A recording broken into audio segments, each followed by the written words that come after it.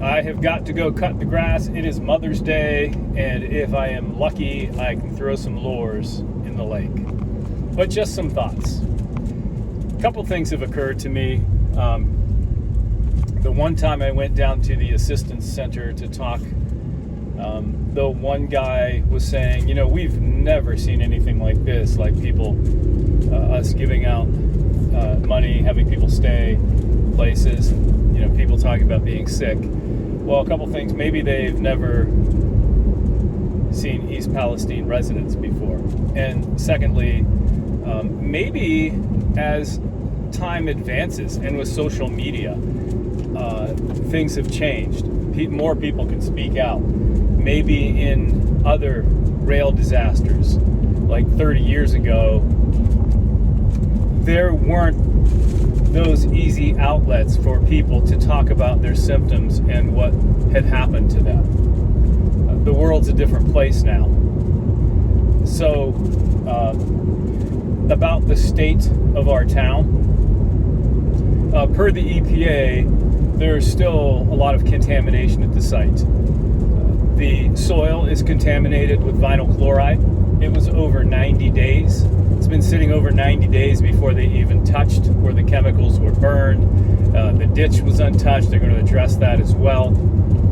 There's very good likelihood that the vinyl chloride has seeped under the industrial buildings at the site. They don't know, as they haven't tested yet, which is ridiculous to me.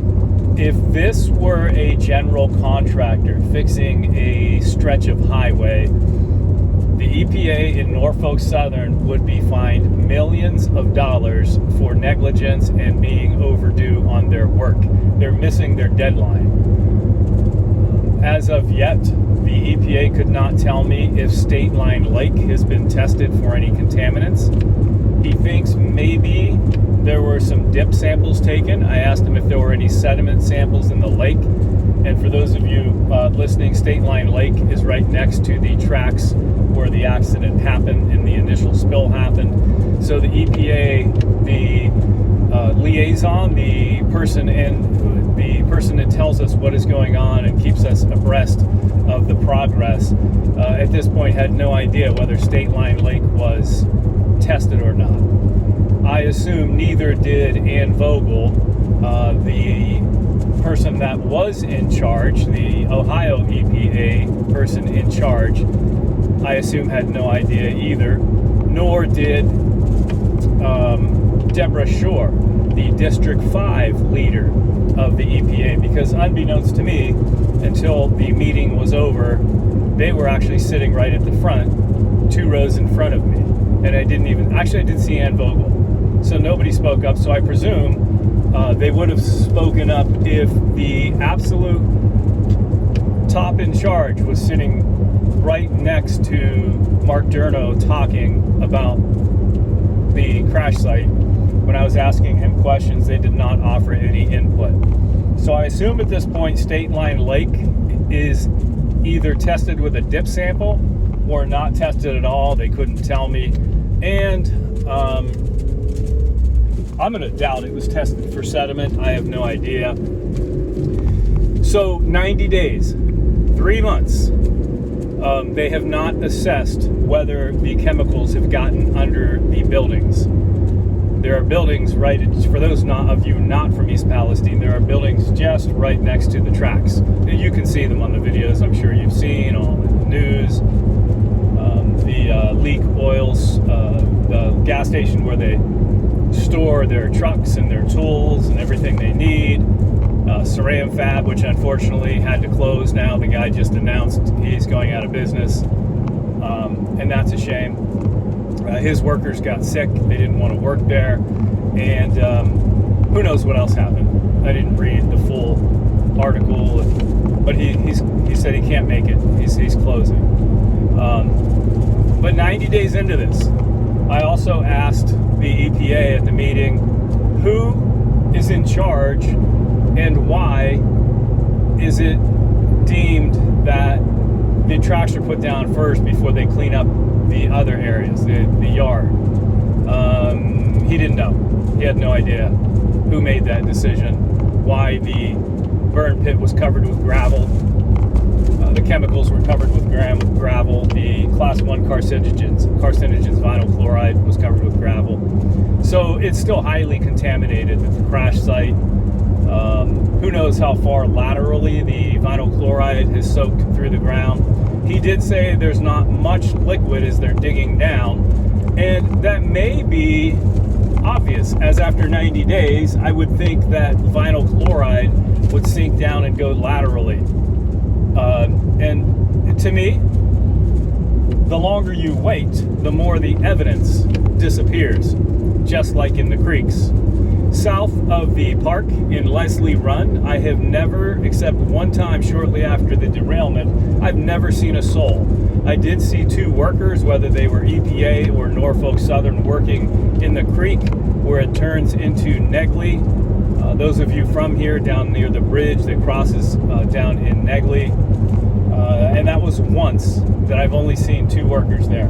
In the many, many times and many hours that I've spent in those creeks filming and exploring since the derailment, I have not seen one other person from the EPA or Norfolk Southern in those creeks doing any kind of cleaning 90 days after the event. So on the subject of people going into town and for the fair or for the car show, as I stated before, I have absolutely no problem with what people want to do. When the Easter egg hunt came around, everybody was up in arms about it. I said it's free will. Even if you want to take your children, that's your choice. And I know some people don't agree with me, but we all have different opinions. As long as you know the dangers, the creeks were highly contaminated at that point, highly, because when they started digging up the tracks, they released all those chemicals again, a second batch.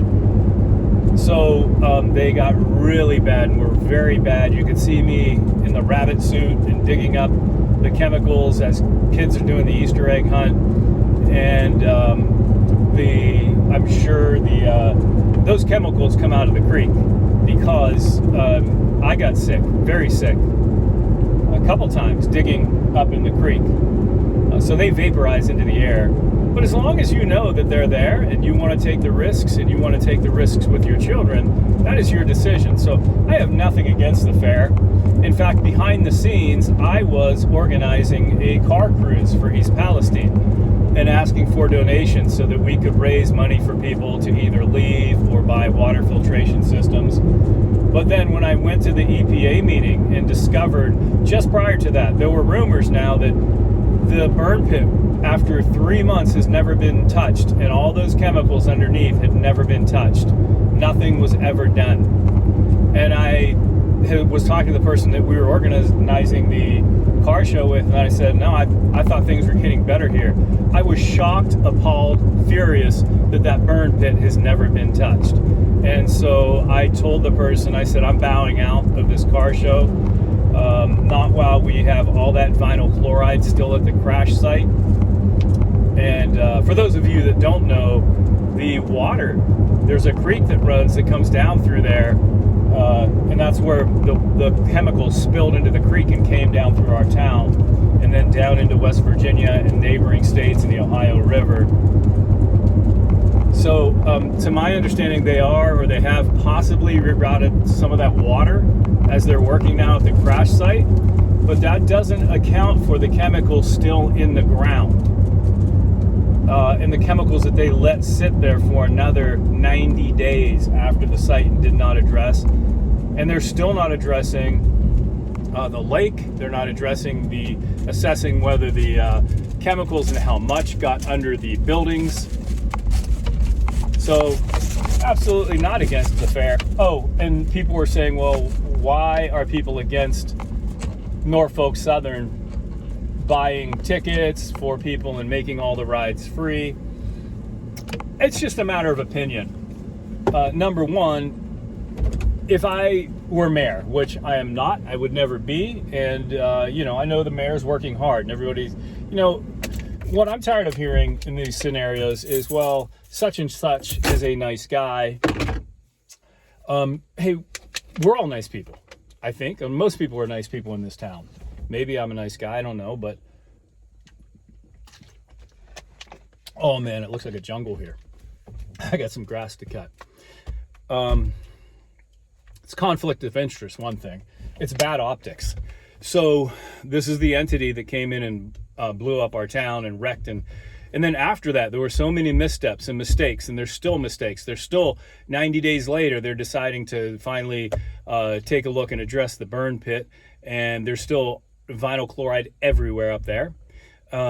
It's bad optics for your residents, for your citizens, to have the husband that is beating you buy you candy and taking you out to dinner and then beating you again when you get home. That's my opinion. Also, every single penny that Norfolk Southern should be spending should not be on Lion King tickets, beautifying the park, placating the residents, trying to swoon our city council or whoever. I'm not even political. I don't even know who's in charge. I don't know. This is just my opinion. We should not be receiving those funds from Norfolk Southern. Every penny should go to cleanup because they are way behind schedule. There are deadly class 1 carcinogens in our soil, off-gassing into the air. I am certain of it because it's about 90 degrees today. So I'm not against, you know what? We should have gone on. We should have not received any of those damn tickets, any of that stuff from Norfolk Southern, none of those stupid donations. They should be helping people in their homes, cleaning their ducts, all these things. And forget the feel-good, rosy things that they're doing. And just somebody who's going to hold their feet to the fire. I actually think they're getting a foot massage. So that's my opinion. Imagine if we all stood together and we just did the damn fair, did it as it always was. Whoever wanted to go paid for their rides, paid for their tickets, and say, you know what, Norfolk Southern, not only was your maintenance bad on the train and you wrecked the damn thing in our town and then you blew the damn thing up and then the whole cleanup has been a farce and you're way behind schedule. We don't want your frickin' money. We're going to do our own fair. We're going to do our own thing. And if you want to help the residents in real, meaningful ways, then we will take your help. But don't try and buy us with all the bullshit.